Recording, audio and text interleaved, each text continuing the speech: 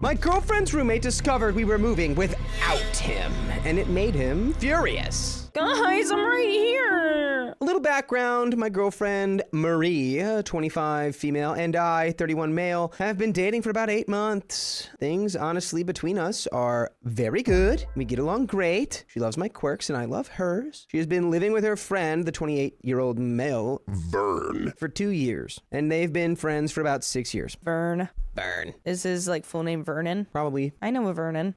It's a restaurant. Vernon Davis. Vernon. I'm a graduate student. She works for the university. And Vern, I almost called him Fern. Vern is a manager at a movie theater. For the last year, I lived in graduate student apartments, and she has lived with him for about 2 years. Marie and I decided we want to live together. So since my lease was up at the end of June and their lease was up in July, Marie and Vern both decided it was cool if I lived with them for a month, paying my share of the bills. They were intent on moving after their lease was up because Marie wants to be closer to work, and Vern has had multiple run-ins with the neighbors. Oh? Vern has a habit of burning bridges. Oh, I was gonna say burns on my last nerve. Ooh. Which one is better, chap?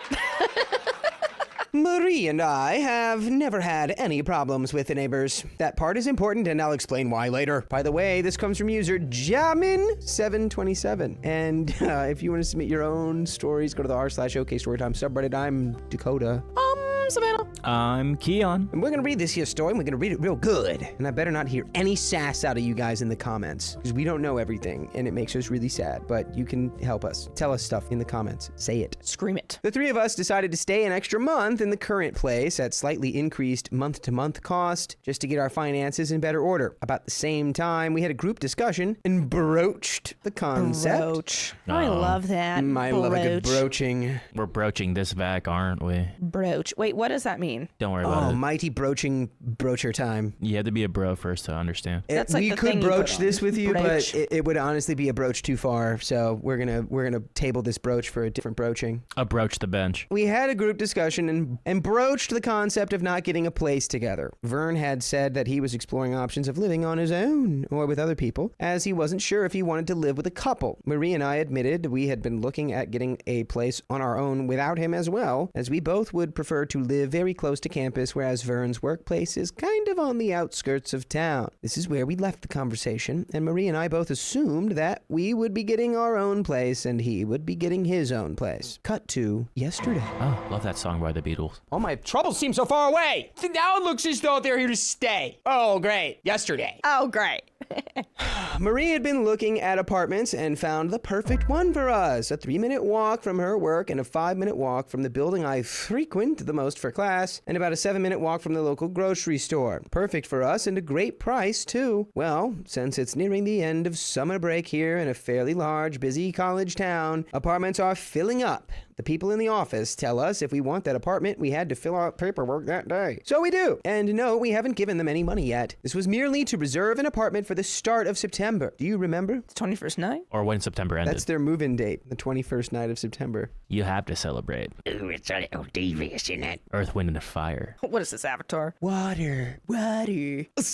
I'm locking in. Marie is very excited about living next to campus, and she posts it to Facebook, as some people do when they're excited. Now, I realize right there is an F-up. We should have told Vern about it before any information ever got to Facebook. That was our bad. I can understand why he's upset, but he's acting very negatively, to say the least. A little bit about Vern here, and this is simply my personal observation and is probably biased to some extent, but here we are. He is a very world is out to get me kind of person. He views every single slight in his life as the grandest inconvenience. Okay, cool, because I was going to say, hearing about your roommates moving to a different place while you already knew that was going to happen through Facebook is a non-issue. Basically agreed to it. If you had, any sort of animosity. Okay, conjunction, junction, what's your function? If you had any animosity towards that, you should have said something. True. My conjunction, junction is functioning. I can tell you that much. What does that even mean? What is a conjunction? Why did you say it like that? I said because it was a big word. They're hooking up words and phrases and clauses. And they're making Conjunction, junction. they're making functions. You know, I meant for that to be a joke, not like a Too late. thing to make me feel bad about how I don't know. Don't worry, I don't know what a conjunction is either. You just said it. Isn't conjunction? I just said the song. Yeah, I know, and that's what it is. I'm sure. Why would it not be? Back to the story. Is my a I conjunction? just threw a worm at the Or is that an adverb? threw a worm at the audience. He constantly complains about his fellow managers, his employees, and his customers. Bro, you work at the movie theater. Relax. He has had many confrontations with our neighbors, mainly over street parking, even calling the police on a few of them because he felt threatened. Oh, God. This guy's Vern-tacular. Marie and I get along fine with the neighbors. To me, he also seems very selfish. When Marie and I make dinner, we always ask if he wants some. We are always willing to share food, drinks, whatever. Back in December, Marie was working a devilish 12-hour day at her job and had to come back home to get a few things. She saw a Red Bull in the fridge, which happened to be Vern's. She asked if she could have it. He said, No, it's mine. which is fine and all. But that same Red Bull is still in the fridge since last December. It is August now. I would have drank it. I mean, I don't drink Red Bull, but like... Oh, Vern. When will you learn, Vern? No free sponsors. To me, these events are very telling of who he is as a person. So, since he found out yesterday, he is now having an absolute meltdown. He's been blasting us both on Facebook, calling Marie a dumb witch and me a fat, lazy a-hole. Whoa. Which I am sometimes, but whatever. My weight fluctuates, He's claiming we went behind his back, leaving him high and dry. Blah, blah, blah, blah, blah. The rent is usually due on the 10th, but he told us if we didn't have it by today, the 1st, that he would personally boot me out of the house. I'd like to see him try. I was gonna say that. Watch me. Beep boop bop boop. Hello, police. There's a big scary fat man in my house. It also should be noted that he's only sending Marie messages. He hasn't spoken one word to me since. He has a right to be upset, but I don't think he should be this mad about it. Sending threatening messages to Marie and completely ignoring me and saying we had better stay out of his way. How I would immediately be in this man's way. Cannot Also, you let gonna you- talk to my partner like that? You think I'm not gonna make your life miserable now? I cannot let you get close. I can't let you get close. I'm still on the conjunction part. Yeah, of course. What does that mean? He still has a month to figure his crap out, which I think is plenty of time. Since our last chat about living arrangements a month ago, the subject hadn't been brought up since. Marie and I figured we were going our separate ways. I guess he assumed we would all continue to live together. The worst thing is we still have a month here in the same place with him. So my questions are, ultimately, does he have a right to be totally livid, or am I being insensitive? Should we, or how do Marie and I, handle living in a hostile environment for the next month? Is this a friendship worth salvaging? Vern, the movie theater manager who fights with all his neighbors and calls the police on people for parking in the street parking spot that he likes? And calls you rude names and doesn't let you drink his Red Bull that's been in there for almost a year. He's a coward, bro. You know why he's not messaging you? Because you're not a woman that he can, be like, yeah, I'm gonna talk down to her. Blah, blah, blah, blah, blah. You're the guy who, I imagine, I see Vern in my head and I see the teacher from the Fairly Odd Parents. Crockett? Or Mr. Crocker? Crocker? Mr. This guy is Crocker? just Mr. Crocker. Have you ever heard him say sugar? No. Sugar. It's so funny. Oh my God. Like how you say mustard? My point being is I bet you could snap this man in half like a toothpick. So I wouldn't be worried and I would just get in his way. I'm gonna make this guy's life miserable. Maybe that's just me. I cast useless worm. I cast shrimp under your bed. Oh. I cast a little shrimp under your bed. I cast Red Bull open in the fridge. Halfway drink. Flat energy drink that's probably moldy Under your bed. under your bed. Microbes can live on that Red Bull. It does give you wings. And I'm gonna cut him. Does it give me wigs though? That's what I want. Vinville Red Bull give me vings. I mean vigs. Wigs or wings, chat? You know they can't have that slogan in the UK Lock in. because they got sued because someone was like, actually it didn't give me any wings, and they won the lawsuit. Update 3 days later. So just a quick update on the Verntuation. That's Vernon situation put together. For those of you who have read about it, he hasn't been sending either of us messages lately, but he has resorted to childish guerrilla warfare. Oh, cool. Wrong gorilla, but okay. He brought a gorilla in the house. He brought a gorilla. When Marie and I were out in the backyard trimming bushes and pulling weeds, he locked the back door on us so we'd have to walk around to the front to get back in the house. Wow, petty little freak. Ew, I'd be like, hey, I'd be blowing up his phone, be like, can you unlock it? Can you unlock it? Can you unlock it? Yeah, you know what I would do immediately after that? He probably ran off into his room. I would take saran wrap and I would just put it at head level. And when he walks through it, it's like, I've done that before, and the toilet seat. maybe you use packing tape. My dad went to the toilet and he's like, why? You just hear him. He closed the door. He goes, why am I peeing on myself? I laughed so hard. You just close the door and you hear, why am I peeing on myself? Vern packed up everything in the kitchen that was his, which is fine, whatever. But I'm sure it was for the specific purpose of making sure we didn't touch his stuff. Today, he came home from work and is playing the radio so loud we can hear it clearly downstairs and outside. He still refuses to talk to either of us. The one thing I'm afraid of is that right now he's just doing petty crap to make us mad, but I'm concerned he might escalate his actions. Do we have any legal recourse to take before he does? There's an edit. I'm just upset that you're not doing anything. Kim Fine says rub icy hot on the toilet seat. That's probably pretty bad. You could always throw shrimp under his bed. Anyway, there is an edit. Maybe I should cross-post a legal advice. Okay, well, there's an actual update 11 days after the first update. What would you do about Vernon? I want Vern nothing to do with him. Ooh, that one was good. I'll give him that one. I would just ignore him because the thing is he wants a reaction. That's why. And it's going to continue to escalate. And I don't think he's going to do anything like horrible unless he like goes and like keys your car. Then I'd be like, now you're all in big trouble. Now you're breaking out the thunder. Aww. 11 days later, update. So, for those of you following the saga of Vern, things have been pretty steady since the first update. He's still playing his music loud as crap and doing petty stuff around the house. Honestly, just like spray fart spray into his room, dude. Get under the door, just go. I heard that stuff is nasty. And he goes, what did you guys do? We go, we don't know what you're talking about, stinky. Farted You know, you're in a talking jar about and put it on your stinky. bed. Go look for it. It's in the floorboards. Stinky, stinky, doo-da-da. Nina says, now I'm going to send you to the center of the earth. Things have gotten more serious since last night, though. He was playing his TV loud, as usual, with his door open, and Marie texted him, can you shut your door, please? Because she wasn't feeling well and needed to get some sleep. He launched into a text tirade at her, saying he was going to make our life miserable for the next 2 weeks. And we were lucky he didn't put us in body bags. Okay, well, now this is more serious because that's a threat. Yeah, I think what you can probably do now is literally get him evicted.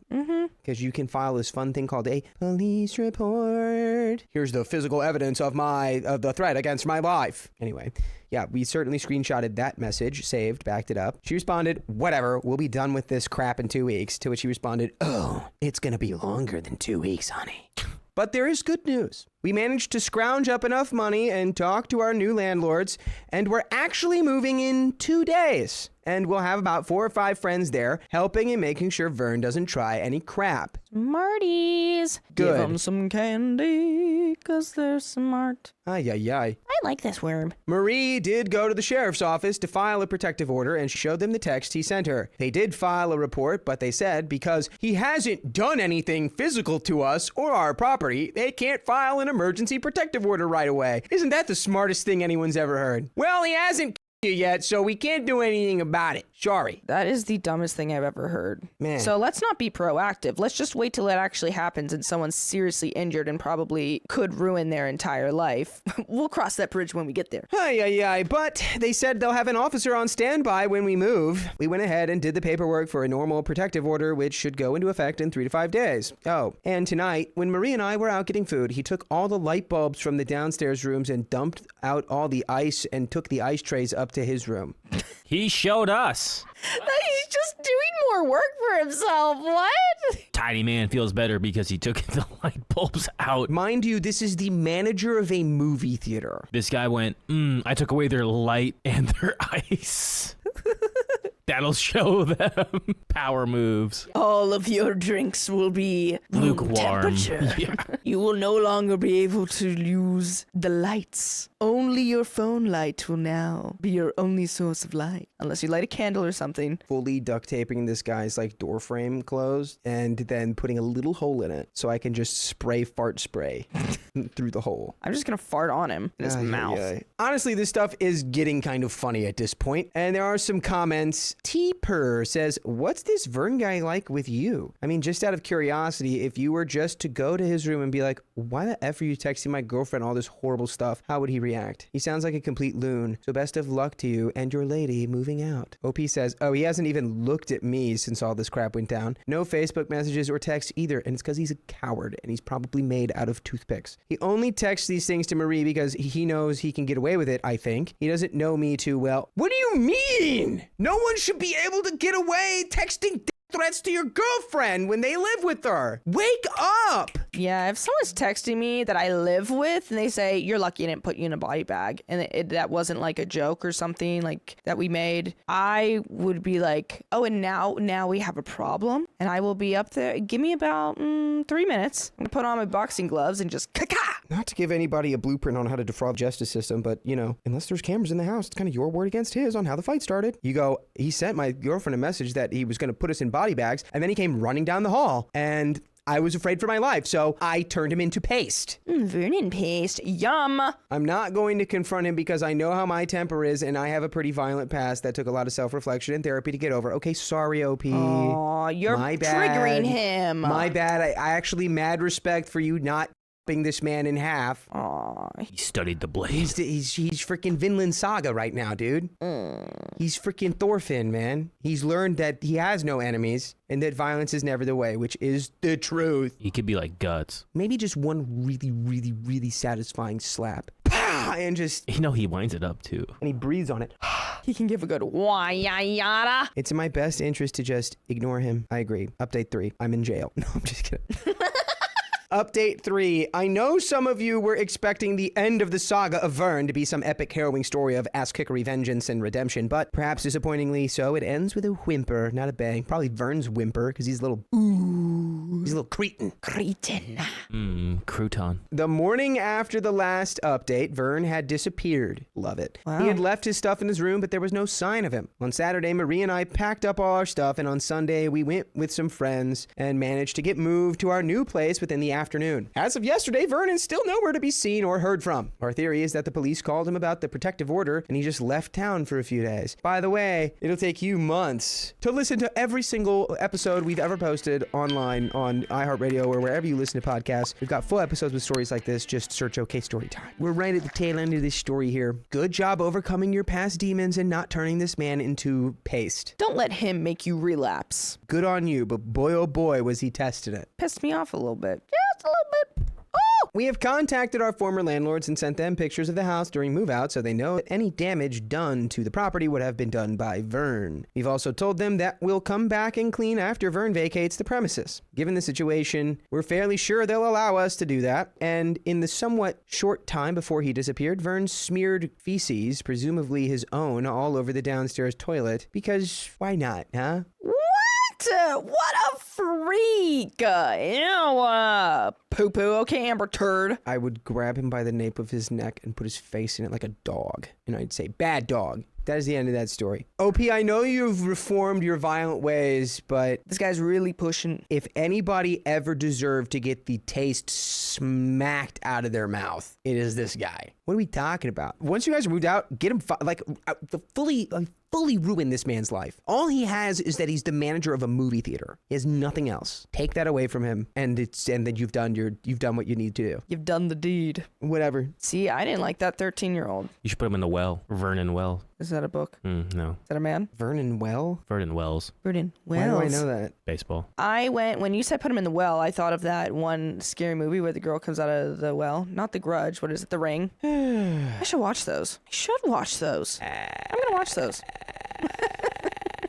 That's the end of that story. My roommate is stalking me and it's making me crazy. Crazy? I was crazy once. They put me in a room. I am being harassed, stalked, and monitored by a flatmate that occupies the room above me. I live in a house share with 4 rooms all occupied. From the day I moved in, this one guy has been fixated on me and following me around the house. He is now waking up at the exact same time as me. This is scary. Muting his TV and sitting to listen to anything going on in my room. When I come home from work and enter my room to get changed, he sits there in silence, listening. In your room? No, I think he's in his room. Okay. But OP gets home and she just hears like all of the noise go off. She hears all his silence. It's so loud. When I come out of the shower again, he mutes his TV to listen to me getting changed. And that's when I start playing really loud music all the time. The best way to deal with the stalker is just be gross. I start playing like farting soundtrack, like Yeah. it's just SFX. You go into the bathroom and you just go.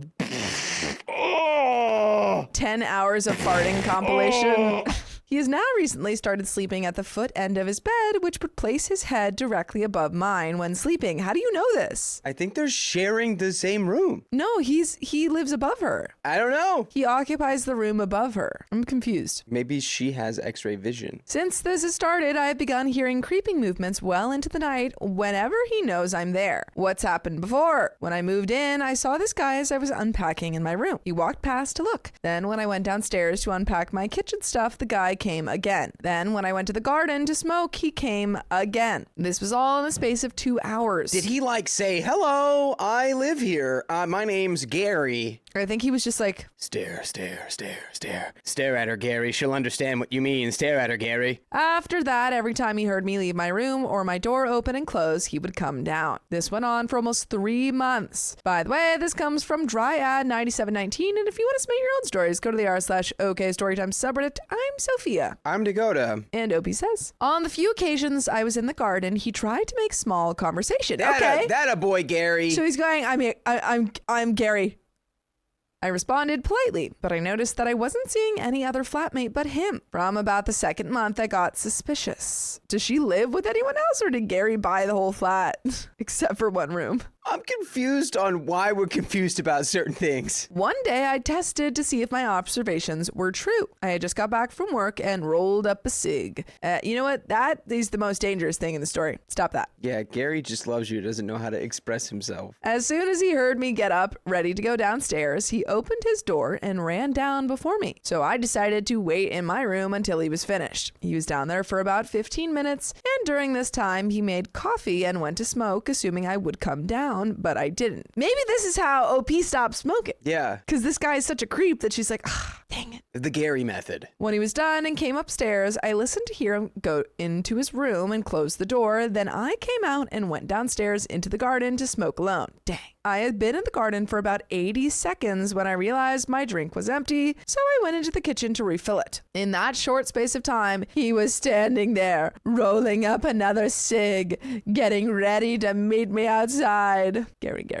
I mean, does anyone in this story have a lick of communication skills? Yeah.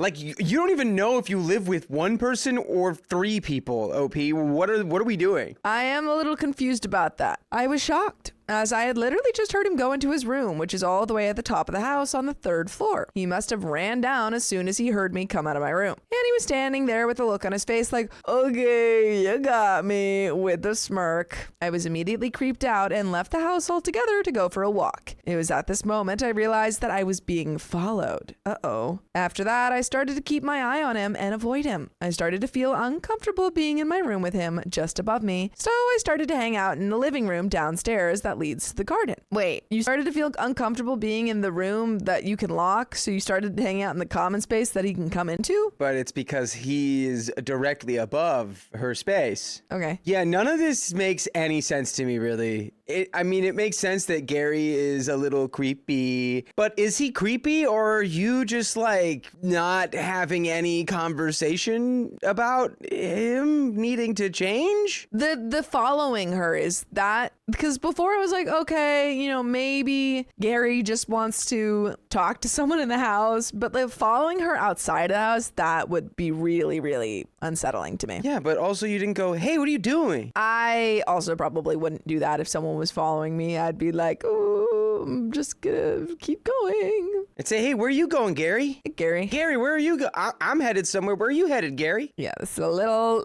creepy. On the first day I did this, I stayed downstairs till 11 p.m. By 6:45, and the next morning I had work, so I woke up and got ready. When he heard me get ready, he got up. It was his day off work, and by the time I was leaving, he was just sitting in the living room in the exact spot that I was in a few hours before, rolling up a cig, staring at me. Honestly, bro, you're thinking everything is weird. Okay, the following you, 100% weird. The maybe like running down to, join you in the kitchen or whatever, weird. He's just in the living room. Unfortunately, I don't think there's much you can do about that. But if we are uncomfortable, maybe we gotta start looking for a new place. I ignored him and left. After that, every time I was in the living room, he would come down and hover quietly doing meaningless tasks in the kitchen or go to the front of the house to smoke just at the exact time I was down there. Why?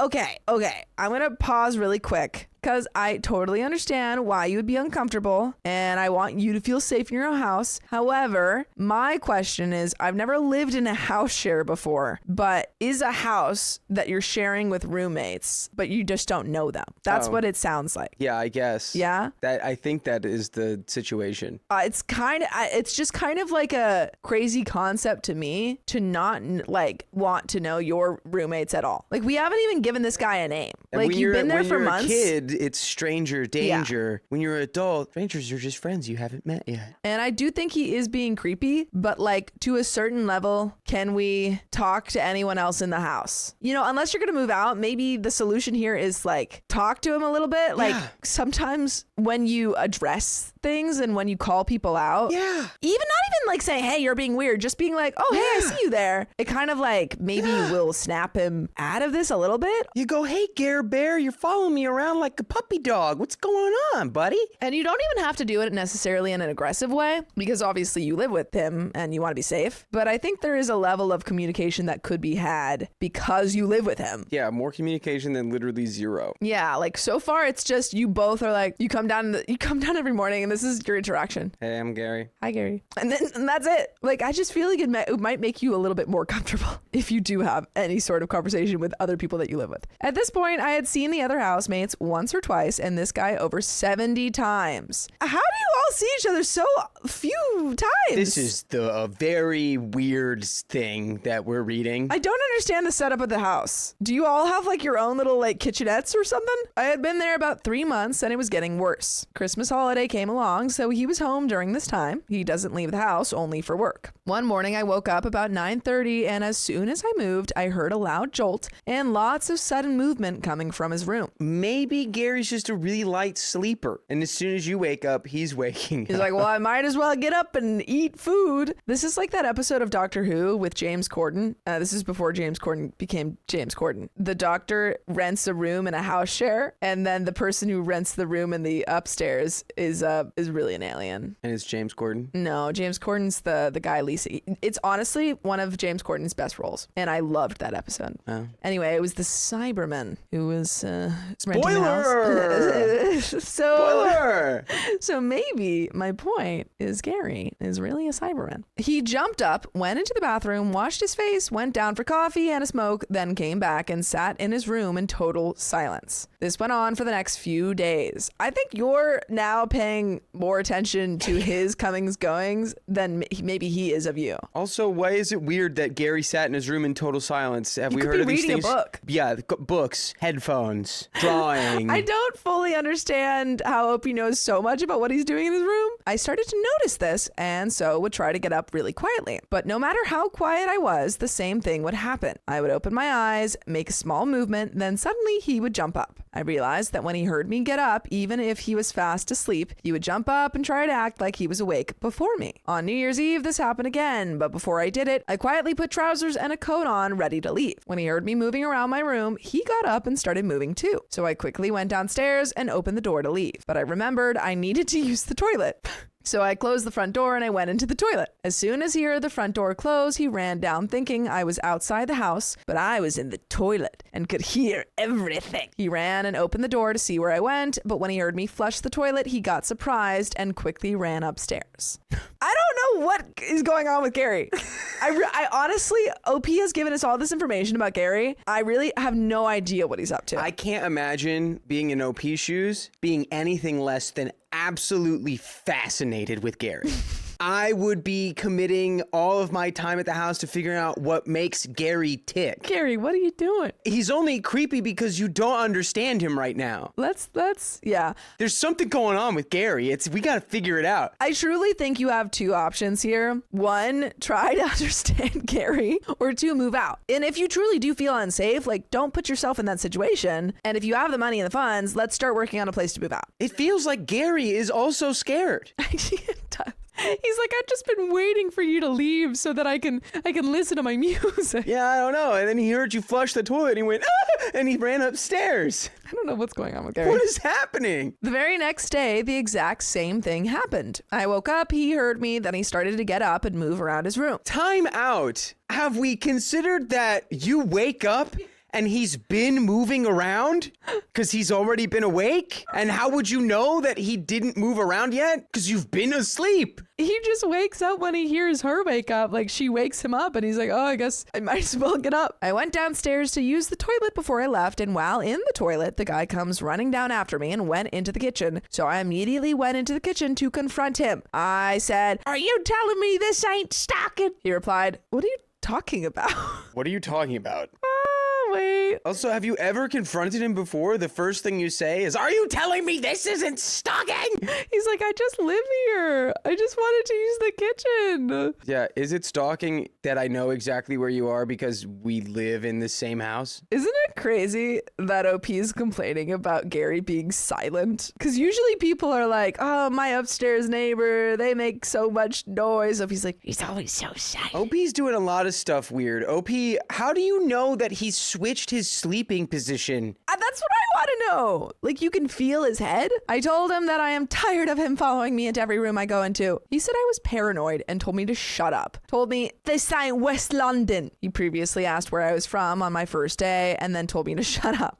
No, he didn't tell her to shut up on the first day. He told her to shut up right now. Gary, I told him that I was going to speak to the landlord about it because I'm not going to pay rent money to be harassed. Okay. At this point, he started to call the landlord himself and put him on loudspeaker. When the landlord answered, he told the landlord that the new guy was causing trouble. Wait, you're a man? I don't know. You're a man? Have you been a man the whole time? Because if you're a man, honestly, why are you acting this way?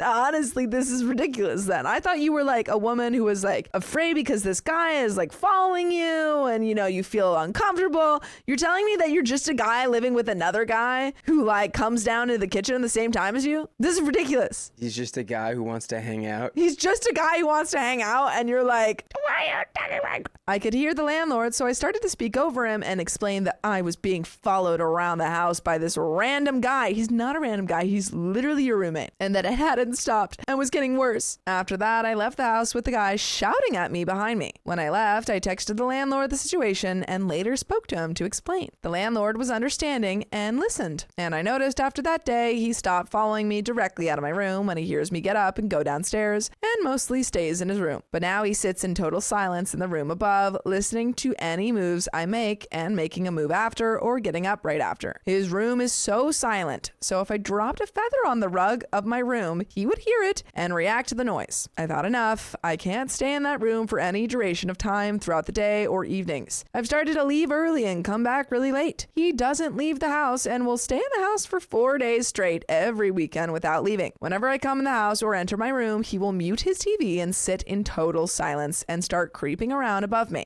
I'm sorry. Did this person just say 4 days straight every weekend? What planet is this story from? West London. I don't understand anything what's going on here. Why did Gary get so mad that you don't like him? Why are you so afraid of Gary? Why aren't you just like, hey bro, why are you following me around? Instead of, why are you stalking me? I don't understand. I really don't understand what's going on here. The one thing I do understand is your landlord is like, oh my God. Oh man. Truthfully, don't know who's in the wrong. I really don't know what's going on. We are in totally different rooms on totally different floors, but he has begun to totally fixate on myself. No, I think you've begun to fixate on Gary. I think the fixation goes both ways. And what I'm doing in my room. Now I just mute my TV too to keep an eye on him. Is this just the beginning? Is this how Spy versus Spy starts? Yeah, they're like, oh, they're spying on me, so I have to spy better. And when I observe him, I realize that he has based his whole day and actions around fixating on me. I have since made an online police report. Of what? Of what? Truly? Like, what are you reporting him for? Dude, now I understand. Gary's just mad because he knows in his heart that y'all would be best friends, but something has gone awry. The officer called me back. I have the guy's name from his letters that are sent to the house and his phone number from the WhatsApp group. You don't have his name? You had to get his name from letters? I'm sorry. This is so weird to me. Like, what do you mean you don't know any of the people that live in your house? And it's been 3 months. This is so weird. Yeah, I can't blame anybody but you in this situation, OP. So I sent these to the police officer with the full police report. About a week later, an officer called me back and asked about the situation and said that he can come to the house to speak to him. Then he didn't come at all. And then a week later, randomly turned up while I was sleeping. Nobody answered, so he called me back an hour later to let me know. But since then, he hasn't returned. I told my landlord about the police report, even though the officer called him also and emailed him. I saw the landlord 3 days ago and he seems unbothered. Yeah. Because like nothing's happening here. You are like the most truly like this is paranoia. This is levels of paranoia I can't comprehend. Comment 1 says, in fairness, you also sound crazy. He sleeps in the same position of me. How do you know that? OP says, which is downvoted, this is the main thing. Maybe I forgot to mention the house is like cardboard. We have new build house here in London. That comes as ready-made structures made from wood. They will attach the first floor on, then the second floor on, etc. All this is done in a day. So the house is hollow and every floorboard creaks. So that doesn't answer at all how you know he lays with his head in the same position as yours. Yeah. You sound insane. Comment 2 says, when does your lease end? Are you able to find other accommodations? Would your landlord be okay with you breaking the lease because of this dude's behavior? Can you set up a fan in your room so he can't hear exactly what you're doing? Exactly what I thought. Play loud music. OP says my lease ends in 6 months, but I think I can end it soon because I've explained the situation to the landlord and there are new laws recently put in place to basically end a lease early, so I should be okay. I've been looking at places recently, but I've not found any within this location. I work on the other end of the city, so need to catch a specific train to be there on time. But if I find a place not too far from here, I will take it. Why don't you just move to the other end of the city where you work? So then you don't have to catch the train. Expensive. That is true. But it is funny that he's like, I have to stay in this area because I have to catch a train to get to the opposite end of the city. Yeah. Okay, yes, there are parts of London that are, most of London is very expensive, but I imagine if it's on the opposite end of the city, there would be places further out from the opposite end of the It's city. just another funny little wrinkle that this guy's like, no, there's only one way for me to get to work using public transportation. It's like, no, that can't be, right? Like I just assume that there's got to be another area that you could get to that would be closer, if not the same. Thankfully, my deposit should be okay. My fan is already there and has been on all day, every day for the last 7 months. This has been going on for 7 months. I also play loud football and boxing matches on TV, but as soon as I change the channel, the creeping around starts immediately. On many occasions, because my TV is so loud, it's like he gives up trying to spy and annoy me, so he starts actually watching something on his TV at normal volume. But as soon as he hears the noise level in my room get low, he switches off the TV again and sits in total silence until he hears me move or adjust my body while laying in bed. Are you okay? This really feels like a delusion. Are you okay? I really don't know. Like either OP is 100% right and we just can't see it and Gary is a total creep who has been watching his every move, or OP is completely fallen into this level of paranoia that is just boggling. And I don't know the answer to that. By the way, I hope that you know that you can listen to full episodes with stories just like this. Just go to Spotify, Apple Podcasts, or iHeartRadio and search up OK Storytime. We've got an an update, but do you have any final thoughts? Have you heard of this thing called just don't even acknowledge that he's doing all this stuff that's annoying you? Yeah. Like, oh, whenever I go downstairs, he runs downstairs to smoke outside before I do. Okay, how about we just stop caring about that? How about we stop smoking? And then you don't even have to see. Update. This week, the roommate on my floor moved out. So there are only 3 of us left. Me, the creep, and a Polish guy. I love that stage play. The Polish guy comes once a month and stays for approximately 4 to 5 days, then leaves again for another month. Your house setup is strange. So I will essentially be home alone with this guy for another month, or until someone else moves in. This, of course, made me freak the F out, so I called the landlord and let him know I've had enough. He says he understands, but there's nothing he can do. He says he can't punt him out because it's against the law, and he's not doing really anything. Has done 0 illegal things. Like, none of what he is doing is illegal. It might be really creepy. If we are to believe OP, it might just be like really creepy and annoying, but unfortunately it is not a eviction punishable thing. And that I need to just keep telling the police. I told him the guy is also smoking in the house as well as pestering me, but he said there's nothing he can do. Is he smoking in the house? Is he really? Because that, you have not told us that, unless this is new information. You just told us that he's going into the garden. I'm currently typing this in silence in my room while he sits silently above me. Every 4 to 5 minutes, he turns his TV volume on and off to listen to me in my room. I've had enough. I honestly have no idea. My only advice for you is to move out, and you're doing that. So there you go. I just want you to stay very far away from wherever I am. I don't want anything to do with any of that. I would like to have a conversation with Gary just to understand Gary. And you know what? I'd like to have a conversation with you. So peculiar. Gary. Gary. But that's the end of that story, and we got another one coming right up. My best friend ditched me for her coworkers, and suddenly I'm not invited anywhere. What the heck? I, 24 female, am struggling because my longtime best friend, Sasha, 20 female, has seemingly abandoned me for her new work friends. For context, I had an unconventional college experience. I started at community college to save money, then transferred an hour away to a larger college. That is pretty conventional so far. Extremely conventional, only to move back home a year later to attend online school due to family problems. Okay, a little less conventional. There it is. My hometown has a large private college where Sasha decided to go. We've known each other since middle school and graduated together. She was never supportive of my decision to go to community college or move away for the 4-year college. So when I mentioned wanting to go home to be closer to family during hard times, she practically jumped at the opportunity and invited me to move in with her. Now we're here. And by the way, this story comes from Bitter User.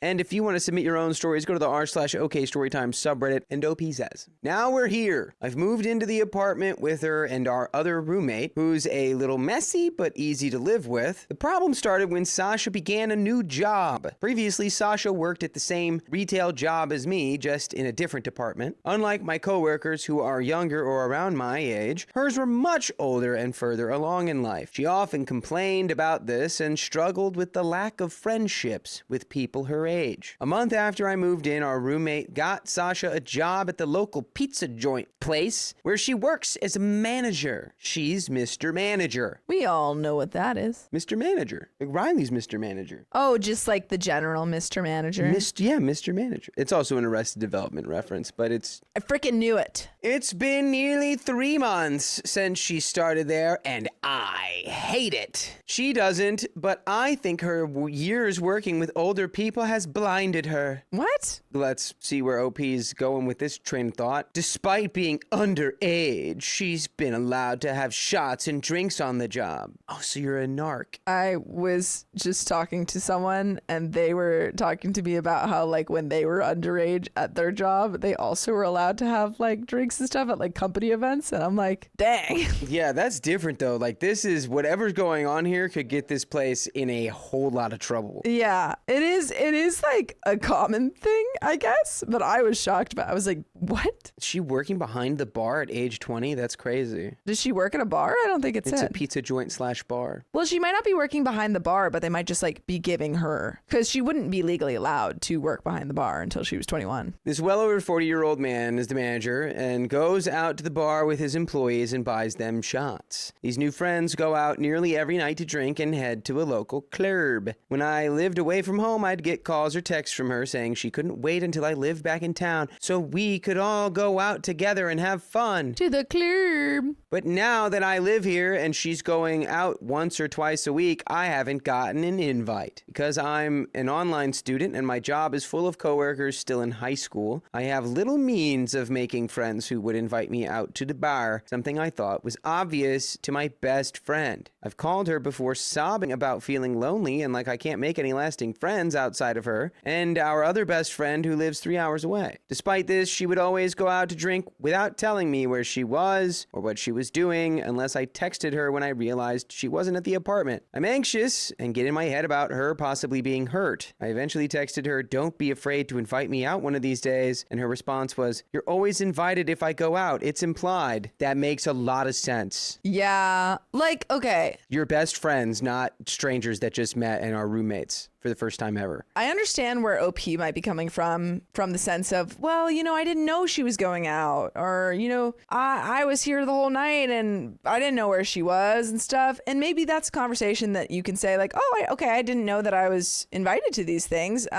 Could you give me a heads up? Or Yeah. honestly, could we share? Like, I have my roommates, I have my friends, what's the word? Locations. You know, maybe that's the play of like, oh, okay, hey, join me. Like, I'll probably be going out most nights. Like, join me whenever you want to. Yeah, it can be an implied, but it can also just be like an explicit, like, "Hey, I'm leaving. Do you want to come? I'm going out tonight. You're coming with." I think you can express, hey, like, Yeah. if it's implied, I'd just like, I would love a heads up. These people are anxious and 20. Yeah. OP continues, "To me, that makes no sense. I had no way of knowing she was going out, and by the time she told me where she was, I was already in bed, or she was well into whatever she was doing."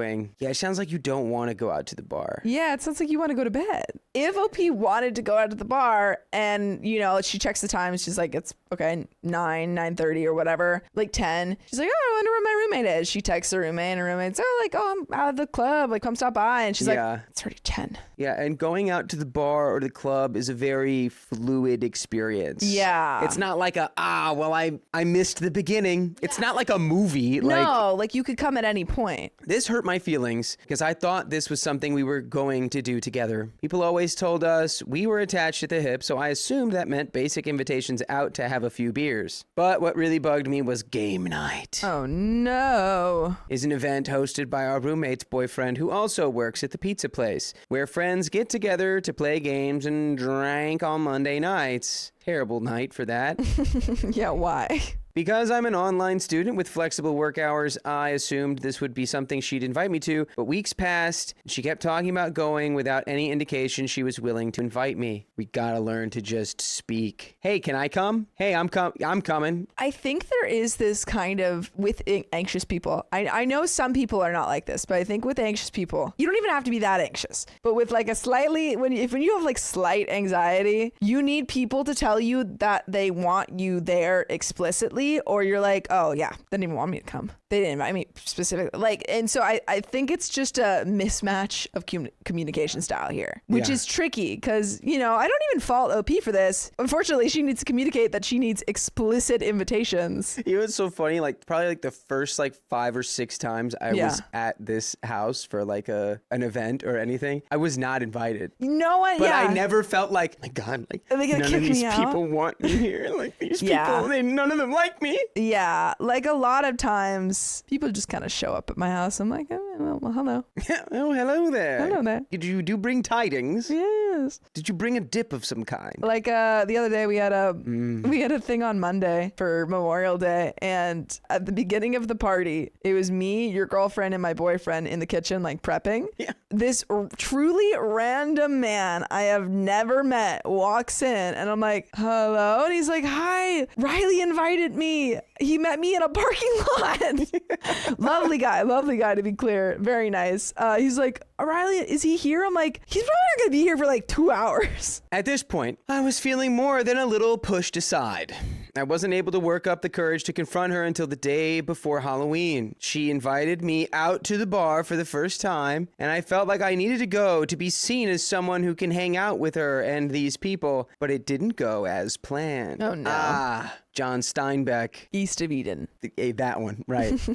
When I walked into the bar, she only introduced me to one person, then pretty much left me to stand in awkward silence as I listened in on her conversations. I was able to strike up my own conversation or two, but nothing led anywhere. The group wanted to move to a local club, so I agreed to carpool there, hoping I would loosen up and mesh with them easier. While carpooling, I worked up the courage to bring up what had been bothering me. What? Oof, set and setting. On Halloween night at the club? On Halloween night, after you've been invited out, you're gonna bring up that you don't like how you're never invited out? That's actually wild, girl. What? I started with what I thought was a disarming lead-up. Quote, now that I have a few beers in me, I want to talk to you about a few things.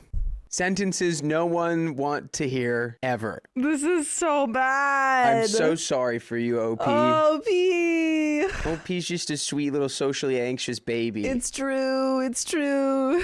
Immediately, she was defensive. What? Oh my God, what? I don't like it when you do this. It makes me feel like I've done something wrong. Her tone completely threw me off and discouraged me from speaking, but I continued. So it didn't really discourage you. Didn't really discourage you at all. I told her I was sometimes jealous when she went out because she was having fun with other people while I was stuck at the apartment. I'm gonna pause it really quick. Wait, one more sentence. Okay, one more sentence. She told me not to be, and that all you had to do was ask. I literally invited you out tonight, didn't I? And I'm gonna pause it right now because it is so exhausting to have a friend who completely relies on you and only you for all forms like entertainment, friendship, human connection. When you are their only source of that, it's such a heavy burden. And now you're telling her that you also need her to I don't know, now you're making her feel bad for inviting you now. It's too much. And you're in a carpool with what I assume are people you've just met and not just her, right? I hope it's just her. But this is wild to me. This is wild to me. Man, the car conversation always sucks because it's a captive conversation. Yeah. You cannot escape it. It's always really lame to bring up something heavy or real or like, oh, I just wanted to talk. Because it's like, oh my God, get me out of this car. I agreed and I thanked her. And then I brought up a game night. Yeah.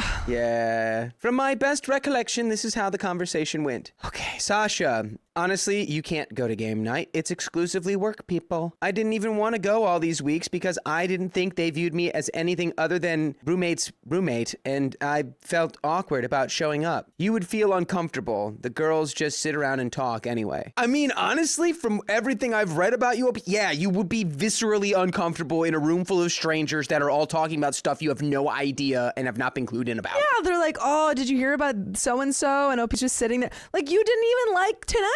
Yeah. You have been asking and begging and begging and begging to go out with these people, and you didn't even like it. I don't even think that's the case. What? I think you've been asking and begging like in your mind. Yeah, yes, yeah. You haven't even been doing it verbally. Silently at the foot of your bed, you go, please, please, please, may she ask me out this evening? After she literally said, you can come out literally whenever. Like whenever you want. She keeps saying like, just join whenever. I really think what's happening is your roommate, Sasha, has you pegged as a person who doesn't like to do the stuff that she's doing right now, and so doesn't feel like you would even want to go. But you are at a place where you're like, I want to get out of this comfort zone I'm in. I want to experience these things. I want to go out with my best friend, Sasha. You just need to explain all of this. Yes. Because she's not excluding you. Yeah, that's the thing. You're making her feel bad, when in reality, what you should be doing is saying, I want to branch out and I would love your help. beyond, you've already been doing so much. Yeah. But you know. Sasha continues, yeah, and I wouldn't feel comfortable being the one to invite you anyway. If other roommate did, that would be a different story. I said, yeah, I can see that. I guess the invite would feel better coming from other roommate. I completely shut the topic down, more than a little upset about how dismissive she was. She wasn't dismissive at all. She literally just explained the entire situation to you. She told you exactly. You feel it's dismissive because she said no. Dismissive would be, shut up, I'm not talking about this. That's dismissive. Yeah. Regardless, the night went on. The group knows enough people at the club for us to skip the line and walk straight through without needing our IDs checked. Instead of dancing or going to the back where there's pool and games, we set up camp out front on 2 wooden picnic tables. The first table was full, so me and Sasha sat on the edge of the second one together. I wasn't dressed warm enough to be outside, but did my best to ignore how freezing cold I was, and got a few words in here and there. As the closers from the pizza place got off and came through, things got cramped, and eventually I was back to observing. Once again, I wasn't introduced to anyone. OP.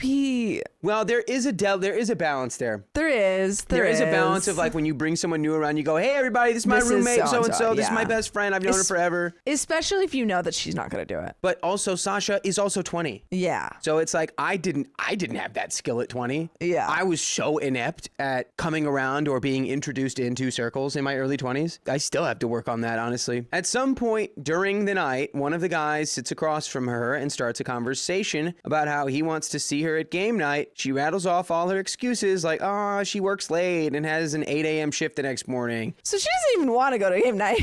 And then he tells her, you've had all this time to come to one. I remember inviting you before you even worked at Pizza Place. Ooh, mystery. She hasn't been to any of the game nights. Oh. A new layer of our mysterious lasagna has appeared. Okay. Is it the meat or is it the cheese? I could feel my heart sink. A conversation about it being exclusively work people immediately came to mind. So she won't invite me or make any effort to ask our roommate if it's okay if I go, but she got an invitation before she even worked there by a guy who's a roommate to our roommate's boyfriend. Noted. Oh my God, girl, you are exhausting. It's hard. It must be hard to be you. But also, did we not realize what was just said? She's not going to game night. She's not going. She's not there. But instead, OP is hearing, she was invited before she worked to the pizza place. So it's not Sasha's boyfriend. It's this other third roommate who has no name. Yes, the third roommate who boyfriend.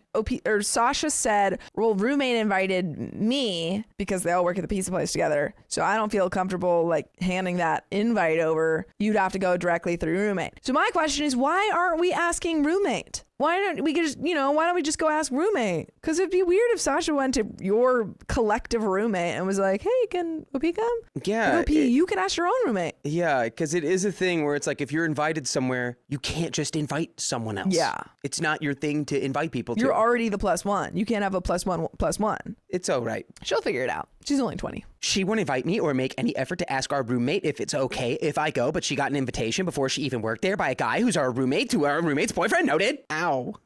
Eventually, one of her coworkers showed up. I'll call her Caitlin. And Sasha immediately lights up and waves. I'm sitting on the seat while Sasha is sitting on the tabletop. Caitlin takes a seat right next to me. Once she does, Sasha goes, move, move, move, and waves me over, sitting in the spot between me and Caitlin. The two of them giggle and talk about work-related things with no acknowledgement of me, so I do my best to try and add myself into the conversation, but nothing works. Eventually, Sasha completely turns her back to me so she can face Caitlin, and I watch as my best friend fully cuts me out of the conversation. I think she's upset at you. I would also be upset at you if you pulled that thing during the ride there about being like, I'm like, dude, what do you want from me? I think this is not like she was doing, I don't know for sure, but it seems more like she doesn't want to talk to you because of that conversation. And I guarantee you, this person clearly does not have like the tactical social elegance of someone who can just like not wear their emotions on their face. Yeah, so she's probably sitting there like, you're sitting there annoyed with her, yeah, and everyone around you is probably seeing it. So Sasha's just like, I don't even want to, I don't know. It's hard. You've been gone for a while and like, things have changed, but yeah, this is like a look inward type situation. The only person who can do anything for this is you. This was my last straw. I wasn't having fun anymore, and it was almost 2 a.m, so I spent the rest of our time there on my phone. At that point, Uber home. Halloween night was not much different, if not worse, because I drank way too much and had to Uber home early. Now, with all of that context, I'm really mad at her. I'm mad that I'm not a consideration for her anymore. I'm mad that she's going down a path I don't think is healthy for her, and I'm mad that I can't talk to her about it in a mature way without her dismissing me completely. By the way, you better not dismiss completely that there are full episodes of stories like this on your favorite podcast platform, iHeartRadio, or wherever you're listening to podcasts. Just search OK Storytime and find them and listen to them. Holy projection. This is so frustrating. And I've been the extroverted friend with the introverted friend. Like, I have a lot of introverted friends. And, there's definitely been times where I probably could have been more inclusive and like made sure that they were also having fun and being included in the conversation. So I see like that side of like maybe Sasha could play a role of doing that. But also it is, I think, frustrating sometimes. Like, I've been in that situation where I'm like, I just want to talk to a bunch of people and I don't want to necessarily be the babysitter. Right, especially because you're 20 and 21. Yeah. I feel like that's still at an age range where like that 1 year difference still like cognitively makes like such a difference to you. So it'd be like, well, I'm 20, you're 21. Why should I be in charge of making sure you're having a fun time? Yeah, you're older. You're the one who can drink legally, Why am I your manager right now? Yeah. I think there's a lot of judgment going on between you towards Sasha, where Sasha's doing this wrong and Sasha's doing that wrong and Sasha doesn't like me and Sasha doesn't, and you just need to like let it go. Yeah. You're just different people. I think you haven't really had a mature conversation yet. No. You had a conversation and she acknowledged it and said exactly what she said, which was, it's not really my thing to invite anyone to. I'm not even going. So she's basically telling you, like, ask her. Yeah, ask you. Because if I can't invite you, who can? And also, like, you would be invited to something she's not even going. So, like, she's inviting, what you're asking her to do is invite you to a party. Yes. Where you don't really know the people. Invite the socially anxious. But she's not going to. Overthinker to a place where she knows nobody and they have nothing to talk about. And Sasha would not be there. Of course she's not going to invite you to that. So anyway, let's finish this story. She has a job that serves her booze. The legal drinking age in Germany is like 15, whatever. Her wanting to fit in with people who are borderline alcoholics and refusing to try and even introduce me or include me in any of this has left more than a sour taste in my mouth. That makes sense because you sound like a sour grape. I'm not saying I'm an angel and I haven't had underage drinks before, but there comes a point where I question things. So I guess I just need help. Am I being too sensitive? Yes. Is this normal? Yes. Do I need to force her to sit down and actually listen to me? No, because you can't do that. Oh, we can probably. What are you going to do? Like, tie her to the railroad tracks like a cartoon villain? Now, you will finally listen to me when I say, I don't know, I wish that you would have invited me to those things, even though you can't really invite me to them. And really what I want you to say is, I'm so sorry and I love you and I'll invite you to everything from now on. But it's all silent and there's just subtitles. Yeah, and it's just her staring like this. Do I want to deal with the fight that might ensue? No, and that's your problem. And that is the end of that story. It's so frustrating that you simultaneously are like, well, I should confront her, which I don't even think you should do in the way that you think you should do. But you're also too, like, I don't know, anxious to do that. Yeah, you're like, should I force her to talk to me? Probably. Do I want to have to deal with the conversation? No. Oh, Pia, you're young. Everyone struggles with friendships. And I think the source of your issue here is not that, Sasha is going off and figuring herself out and drinking, because a lot of young people do that. I've got one word in mind. Yeah. Her problem. Your problem is not Sasha. It's that you're lonely. And loneliness is an interesting one. She's lonely. My word was entitled. Entirely entitled. To Sasha. To Sasha's everything. I would also agree with that. I think lonely and entitled, which is a hard conversation. Terrible combo. Yeah. And my advice to you is, you're back in your, hometown. Let's go find, I don't even know if clubbing is your thing. It's definitely not. Doesn't seem like your thing. Let's go to I don't know, let's do pottery classes. Let's do some sort of exercise. Do we have run clubs? Do we have climbing gyms? Is there a club that you can be a part of that is maybe your speed? Yes. Yeah, the climbing gym is definitely way more fun for me than like I'll go out to like a club and I can enjoy it, but like I do have like sort of similar issues where it's like if I'm in a group of people, I am not communicating because I can't hear anything. Yeah, no, and then I'm just like standing there awkwardly and I'm like, I don't need to be. And then everyone's like bumping into you. I'm not a club person either, girl. It's okay. You don't have to be. I went to some place in Santa Monica or in Venice for Stevie's sister's boyfriend's graduation. Yeah. Awful. An Abbott Kinney? Yeah, you know where it is. Because that's exactly the place I was And it's the place I walk in there and it's just like 300 people standing around doing nothing. There's one pool table and there's an outside area that also just has people standing in one place. I'm like, why do people even go out to just stand and be jostled? They're lonely too. You can't hear anything. You can't strike up a conversation with any of these people. There's no space. No, that's why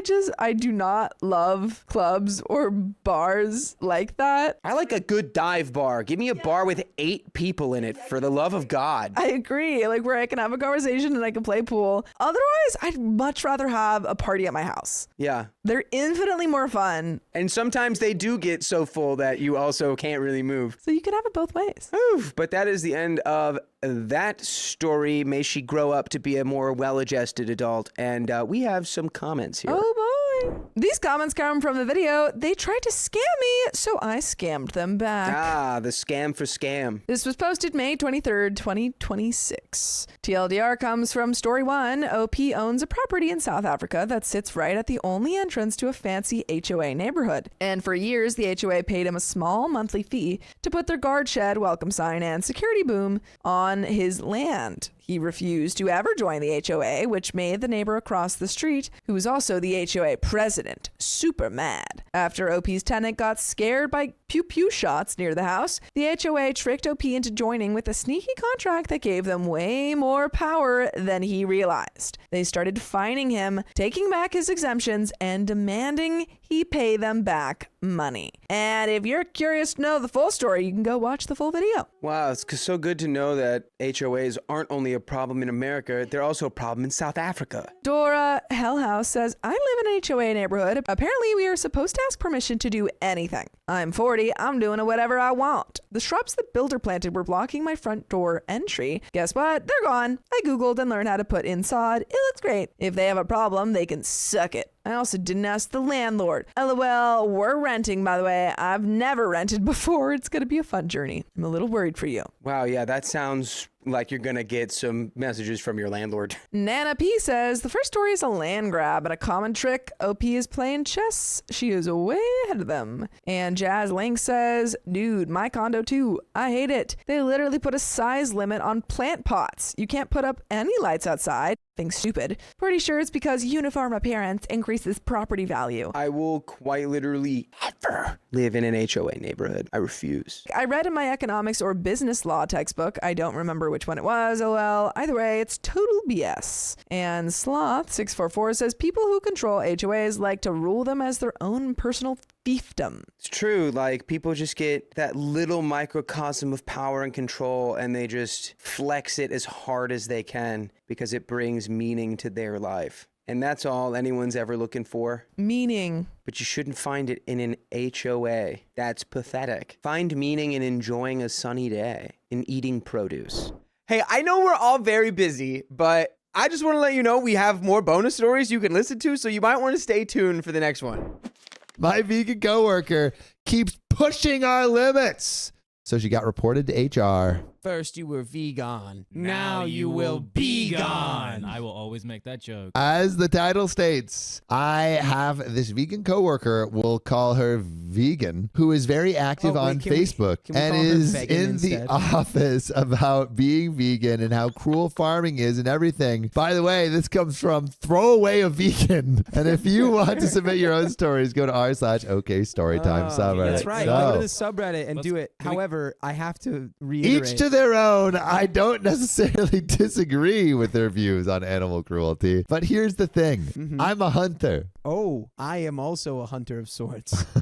not a trophy hunter, but I do shoot feral pigs, rabbits, ducks, introduced classified game ducks, and foxes, and I fish too. Man is hunting everything. Got against foxes, my guy? What are we doing? All except for the fish are classified as pests. Foxes, especially unalive native wildlife and farm animals, and farmers will often put you up on their property for free to hunt them. I have passed tests here, especially for identification of game ducks versus protected species, and practice ethical hunting, i.e. I allow the animal to have a fair chance, no dogs or tracking devices, practicing marksmanship, and dispatching prey swiftly and humanely and not wasting the meat. None of that is obviously good enough for vegans. When she first came onto the team and told everyone she was a vegan, I kept my mouth shut about my hunting. I also think she's really intolerant because she preaches to people about how going vegan will help with their various ailments and always turns up her nose at people eating up meat in a microwave. As a result, we've kind of consciously started excluding her when we get up for lunch. However, last year, I started going hunting more regularly with a work friend from another department whose uncle owns a farm where feral pigs are like an issue, and he often swings by to have a chat about guns/bows and our next trip, and she found out I was a hunter. Oh, I bet she's not going to have anything to say about that.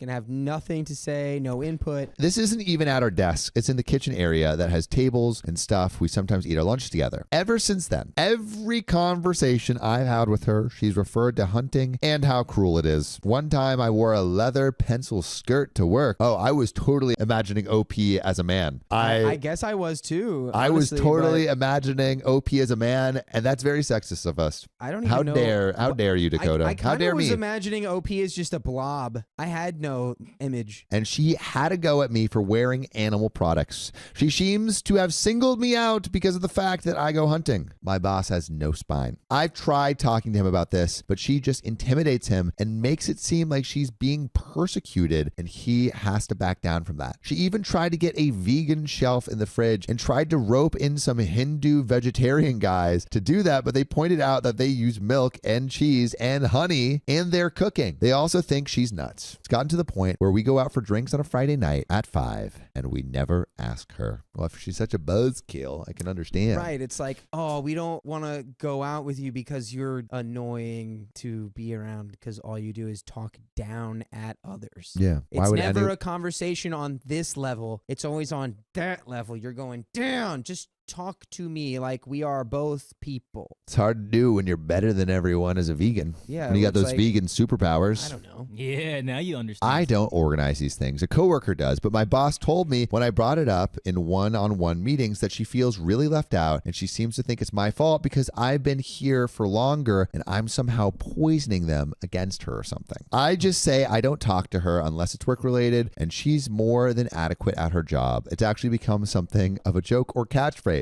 I told my boss I don't organize anything except official events, and she's always been invited. If she's not invited to informal stuff, that's not even organized by me, and that's not my problem. The coworker that doesn't invite her, she managed to piss him off because he's eaten guinea pig. He's from Peru, and she asked him if he'd eaten any of his other pets too. For the record, he never ate a guinea pig that was a pet. It's something they eat in Peru, as the Peruvians do. Whenever she brings up hunting or anything, I just point blank ask her, is there anything work related that you want to talk about? And if there wasn't, I would just start talking to someone else or just walk off. I have asked her multiple times to keep conversations work related. I never start a conversation with her at all. Most of the time, she pounces when I'm in the kitchen making tea, getting water, or just stretching my legs. One time last week, a group of us were talking and she got up to join the discussion. A horrible silence fell over the group.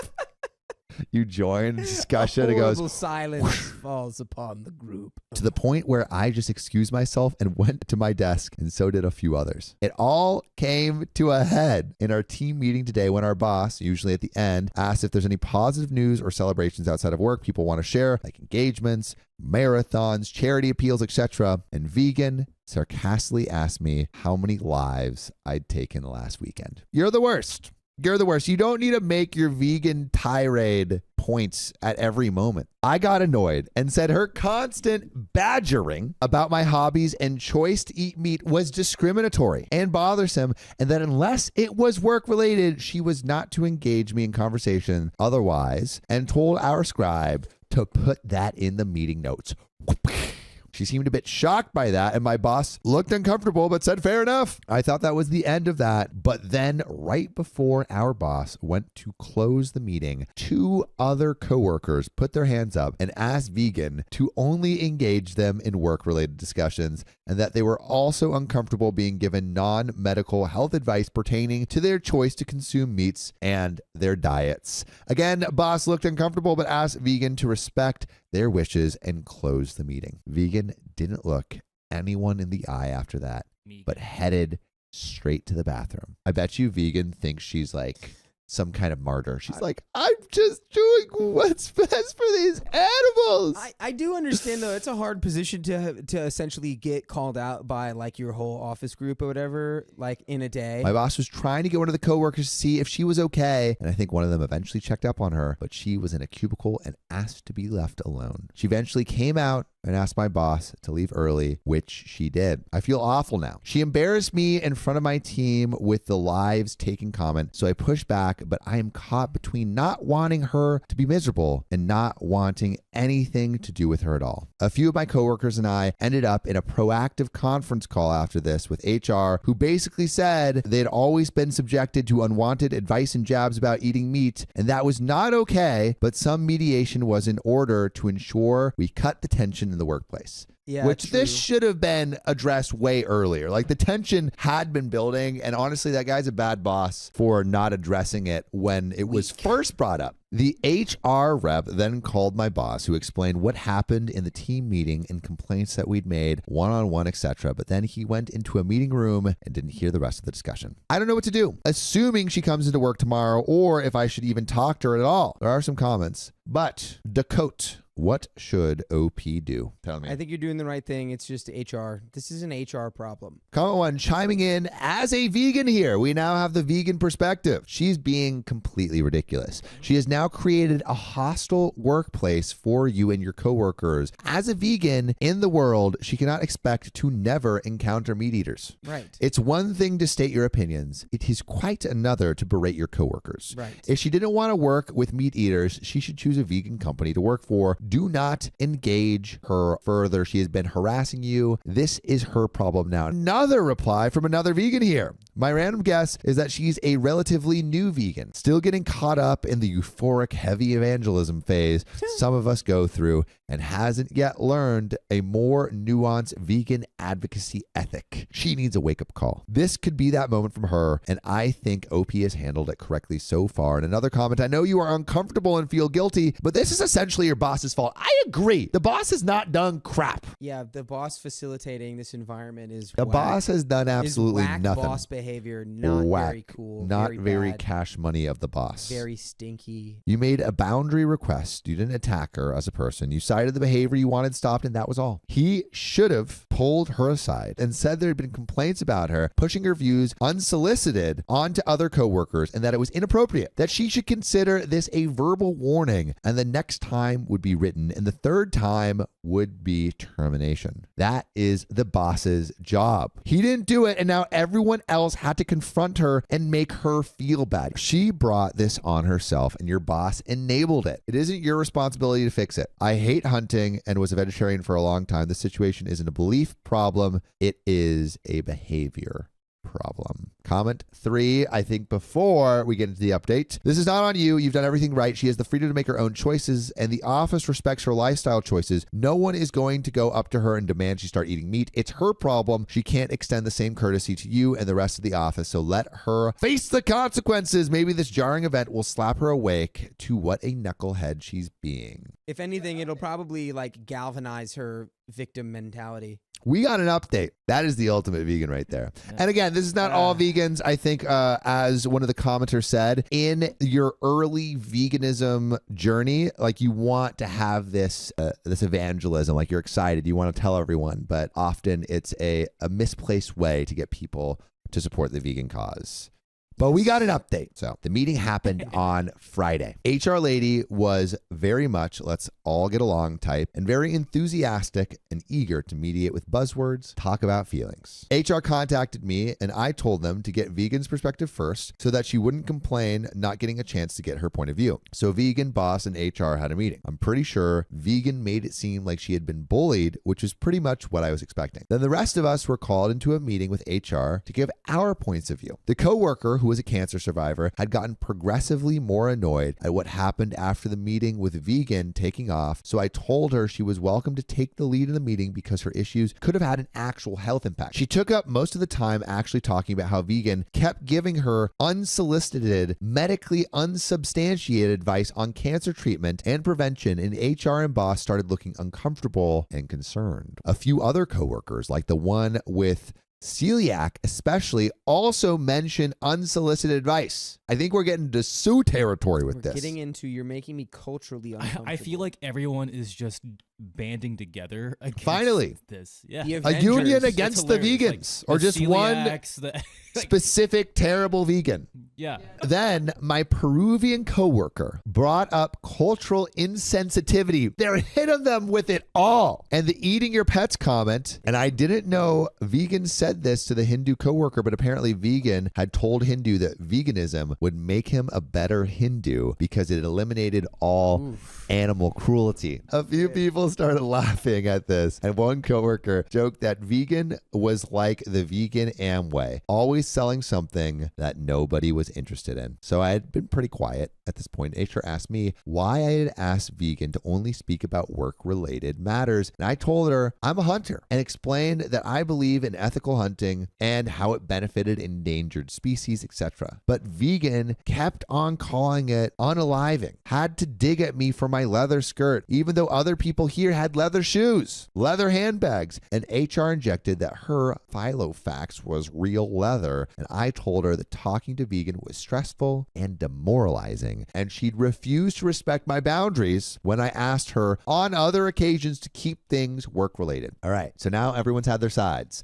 The vegan has said, I feel not included. OP and the others say, well, we're not including her because every chance she gets, she literally tries to put her vegan perspective down our throat, saying we're and you would be a better Hindu if you did not eat meat or dairy products. Vegan. But the mediation began, and Vegan was brought in and other coworkers left. I basically said exactly what I'd said before to Vegan with HR and boss there, that I respected her lifestyle and how passionate she was about making a change, but I disagreed with her on certain points, and even if she didn't agree with my lifestyle choices, it was unfair of her to single me out or harass me about them. Vegan said to her what I was doing was morally unconscionable, and she didn't believe in exploiting animals. I told her that her iPhone, her clothes, her computer were all produced via human exploitation. Right. And the quinoa that she loves so much has affected local income farmers in Bolivia. I then qualified. I told her it was great that she had her thing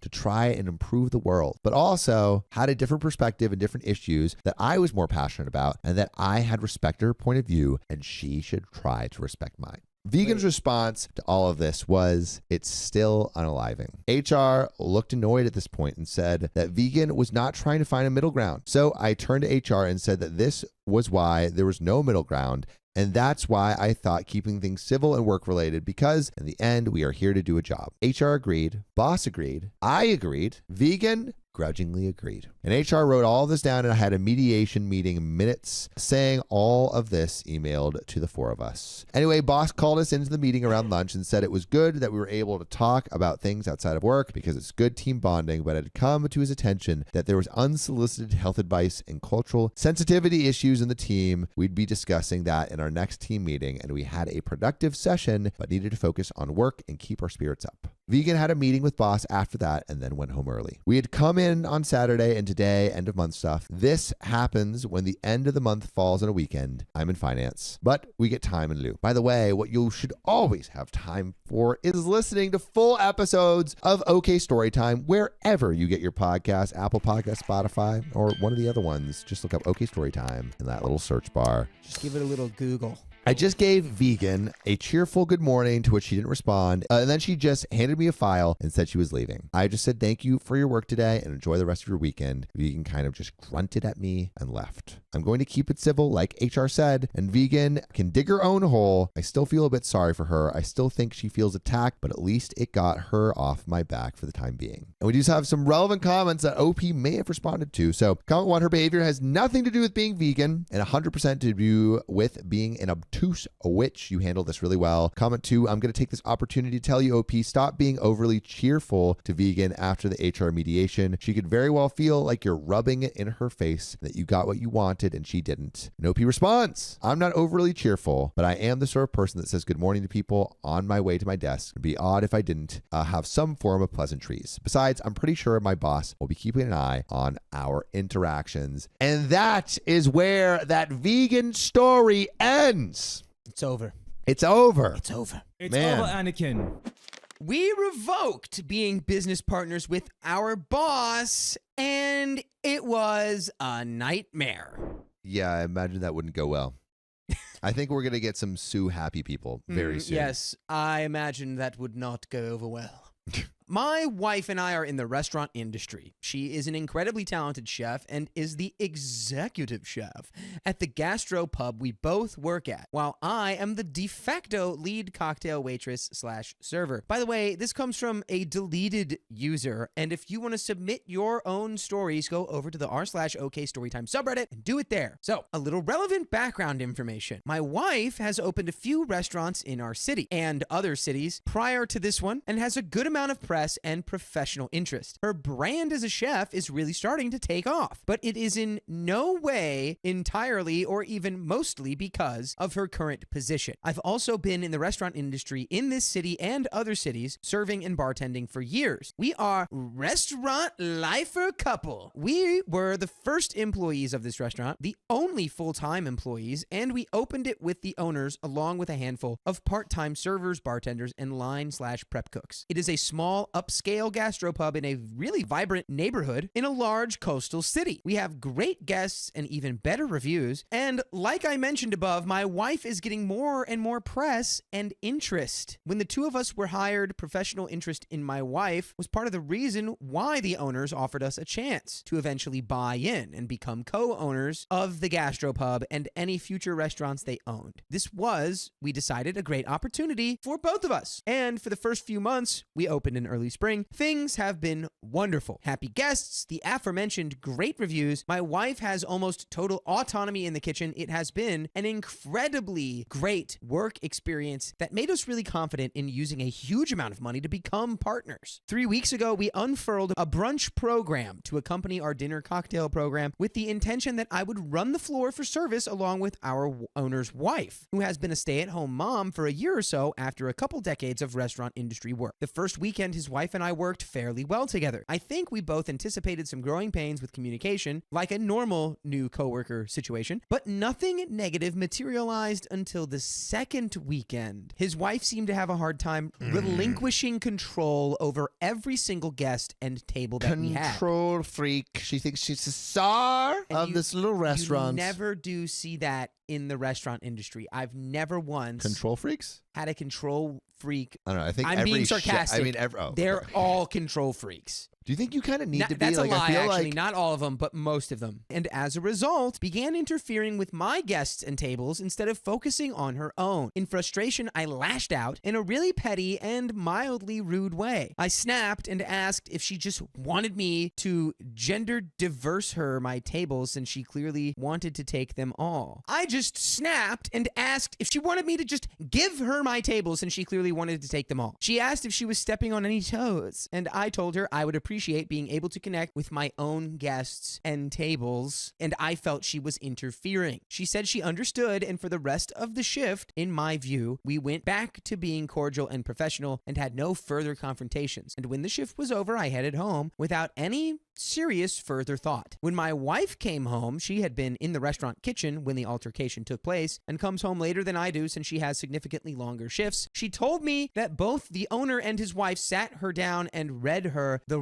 riot act of my apparent behavior problems and work performance issues, and that because they didn't want to upset my wife, they wanted her to talk to me about my apparent issues. My wife told them to keep her completely out of it, and any work-related issues they had with me needed to be addressed to me, as was appropriate. I should mention that prior to hearing this from my wife, virtually no work-related problems have been brought to my attention. I am generally a reliable, well-liked employee with pretty solid amounts of glowing guest reviews. I decided to head up early the next morning and discuss this one-on-one with the owner's wife. I figured this was a pretty big miscommunication with some weird missteps on both parties and wanted to have a calm and reasonable face-to-face discussion. I figured maybe the two of us just weren't quite communicating well, and we could figure out a way to work together and ultimately be in business together that would benefit both of us. So I met with her before work with the anticipation also of apologizing for being totally petty with my comment the weekend before. Reddit, this was the most absurd and pointless conversation I have ever had in my adult professional life. I opened the conversation explaining that I was upset and was trying to be diplomatic, but was having a hard time navigating our situation, and I felt it was inappropriate for her and her husband to discuss issues of mine with my wife. That was the longest sentence I managed to get out before her index finger went up and the voice started raising. I hate the index finger.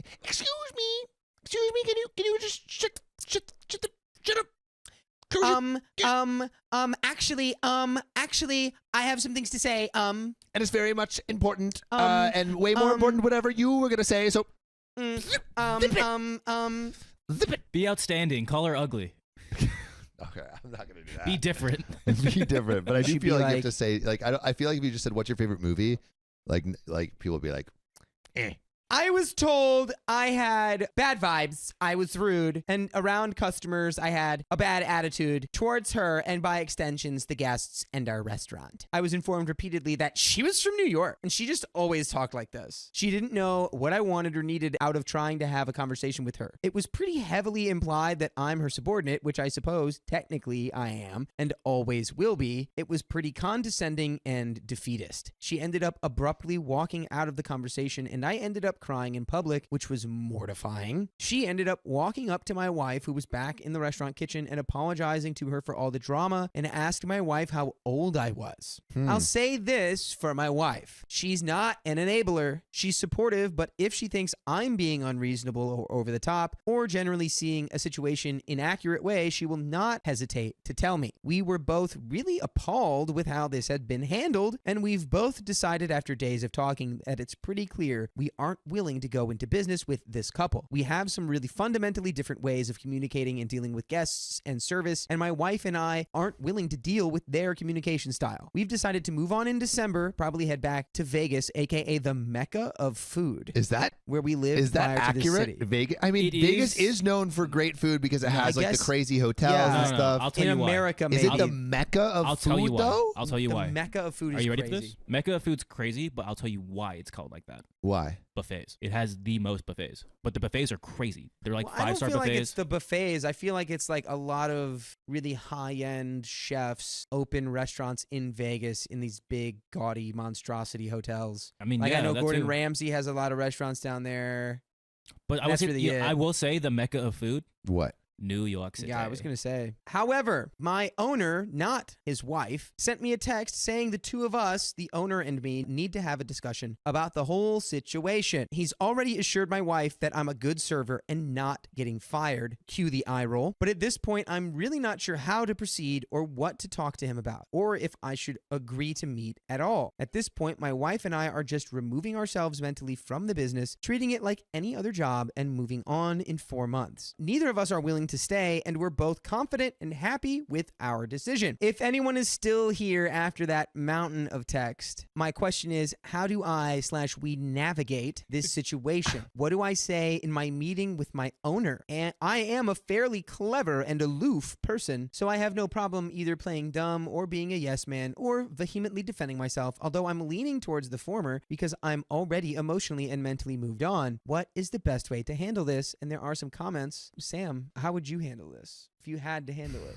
I mean, you don't want to like F anyone over, right? But you also don't want to be an a relationship that is actively just destroying your happiness, and also might not lead to any like financial success either if it's right. If there's this much distraughtness already. So I would try to leave elegantly without screwing everyone over. Comment number 1, meet with him and see what he has to say. He is the boss, and if you plan to continue working there, he might know his wife is crazy and offer you an olive branch, or maybe he'll confirm that his wife is your superior and you need to check the attitude. OP says, all good points. Thanks for your response. I think if he confirms she is my superior, that would reiterate we're doing the right thing moving on. He likely thinks we're still on board to give him tens of thousands of dollars to buy parts of his business. Kind of a win-win, lose-lose situation. The reply says, it sounds to me like he's considering your wife a future business partner and you a side effect. Probably a smart move to go somewhere else. That being said, it can't hurt to hear what you have to say, and finding out his wife's antics cost him his investors, his star chef, and front of house will be a major ego check. OP says this is exactly how it feels, which, I mean, of course, his star chef is the golden child. I'm all about that. She's fantastic. But yes, I think he needs a bit of a wake-up call, although in order to keep the peace for the duration, my wife and I would prefer to have a pretty brutally honest exit interview, sort of a situation when we put our notice in, rather than me getting defensive and word vomiting about these problems when I meet him tomorrow. I agree with that. If your plan is to leave, that's what you should lead with. You should lead with the fact that you're out. Thanks for all of the responses. Reddit is a lot of fun. I should involve myself more. And there is a second comment here. I hate it when people try to justify acting crappy because they're from somewhere. Just because you're from New York City doesn't mean it's acceptable to be rude to people or to be able to talk to people in unpleasant ways. And we have the update. Hello all. I have to say, I really am blown away by the diplomacy and sympathy I received with my first post. I really thought this was a pretty mild topic that wouldn't receive too much attention, so I'm really grateful for everyone that took the time to comment. Seriously, once I hit 7 upvotes and 4 comments, I thought that was going to be the end. I want to clarify and expand on a few details before I dive into the update. First, I have absolutely no ego about my job. I'm a freaking waitress. I'm completely aware it's unskilled labor and certainly doesn't take any specific skill set to be competent at it, which I disagree with that, but talking to people and making them feel like welcome and loved is one of the hardest and also best things that you can learn. You're essentially public speaking to a very small group of You're audience curating members. a vibe. Constantly all day. Yeah. Which The only not job everyone in the can be good future at will be that. curating vibes. In fact, if you've ever been to a restaurant, you'll know there are people who suck at it. A lot of people. So that said, I love my job. I served and bartended through 2 college degrees and kept on going afterwards. I have a blast at work, but I am absolutely aware that my wife is a significantly more valuable employee. And were this a simple employment situation, I would happily just move to a new job. I also wanted to clarify on the owner's wife's interference when I snapped at her. She wasn't simply checking on tables and refilling water and pre-bussing tables. At one point, she was standing at one of my tables for 3 to 4 minutes, which is a long booty time in the restaurant world, talking about her 4 kids and which ones still breastfeed and her mortgage and how much she would lose if the business failed and the application She's process. talking about my wife the went through. business failing at the tables. This is nuts. You don't do that. That's classic. I mean, I've worked never with a waited guy- tables, but I imagine that would not have tips buddy. go too well. It was incredibly inappropriate and a really invasive service style. I usually don't even let my own guests know I'm married to the chef unless it organically comes up in conversation. Multiple tables were actively complaining to me about her service style, which led to the admittedly petty comment I made to her. Anyway, I went in to meet the owner. I asked our bar manager to be present at the meeting as well. Bar manager is a longtime friend of the owner and was present for the initial altercation and the private conversation the owner's wife and I had. So the 3 of us chatted for about 5 minutes. I said very little and mostly took the general advice here of deferring to whatever my boss said. I generally employed 3 key phrases: I understand, you're absolutely right, and I'm sorry. My bar manager, with whom I primarily work with rather than the owner, completely shut down any tense moments by immediately telling the owner that I was a self-assured, seasoned server who needed little to no direction, and that the owner's wife overstepped her boundaries in a big way, which led to a pretty undesirable reaction from me. The owner pretty much deflated after that. He hemmed and hawed a bit about me being inappropriate, to which I agreed, and then repeatedly told me his wife had no problem with me. I cheerfully answered, "Great, I look forward to working with her next shift." And that essentially ended the conversation. I did ask the owner point blank if his wife was considered my superior when we worked together. He looked confused and clarified that no, she was considered my complete equal, both on the floor and off. He also firmly stuck to his belief in being justified in discussing my personnel performance issues with my wife, a statement to which I again deferred. Big, absolutely, hey. That is honestly the best way in an environment like that, where you already know you're out, you just go, hey, yeah, that's okay. No, I agree, absolutely. Yeah. Yeah, I mean, because like the only thing that you gain is just pain by disagreeing with any of this. Yeah, and if you already know you're not staying, then yeah. Then just give in. Just hey. So that was the planned end of my update until a pretty serious conversation with my wife last night. Prior to and aside from this altercation, there have been some instances that my wife witnessed that really made her question if we should invest with them. Apparently, our owner has been getting hammered during his shifts. He works alone behind the bar a few days early in the week, whereas I work the later weekdays and the weekend. He has been so hammered to the point where he has fallen over in front of guests behind the bar and completely been unable to make cocktails. We are an upscale craft cocktail bar and been visibly intoxicated with heavy slurring, generally giving terrible, wasted service. Maybe he's just taking a shot with everyone. He's like, you know what? If you take a shot, I'll take a shot. Hey, you know that what they say, one for you, one for me. Maybe two for me. Maybe two. You know what they say, I have a problem. The breaking point for my wife was 2 one-star Yelp reviews within minutes of each other, specifically calling out his service. One guest had to actually go to the kitchen window to get her own food. It's terrible. I was completely appalled and upset for and with her, and we both agreed this is not the way we want to run a business and reiterated to each other that any potential partnership with this couple wasn't going to happen. We are both professionally serious people, both committed to her career goal, and neither of us will do anything to jeopardize that. And by the way, your ears will be in jeopardy of not hearing more stories just like this in full episodes of our podcast that you can find on Spotify and Apple Podcasts and wherever you get podcasts from. Just search OK Storytime.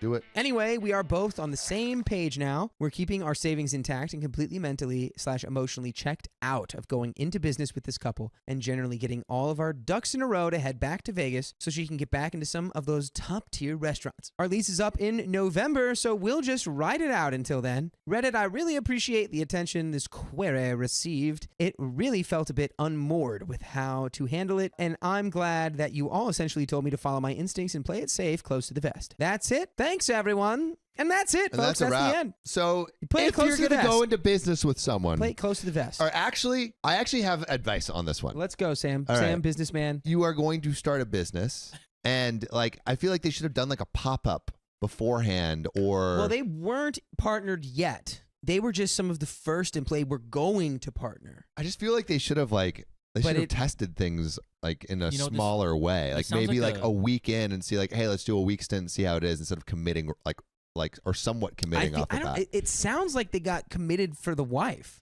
This guy is definitely, I mean, probably not anticipating losing his head chef, but if you're scaring customers at the bar, you're probably not going to be not a good long. owner. You're a bad owner if you're scaring your own customers at the bar. And if they ask more questions, maybe you could give context, but get out of there first. Yeah.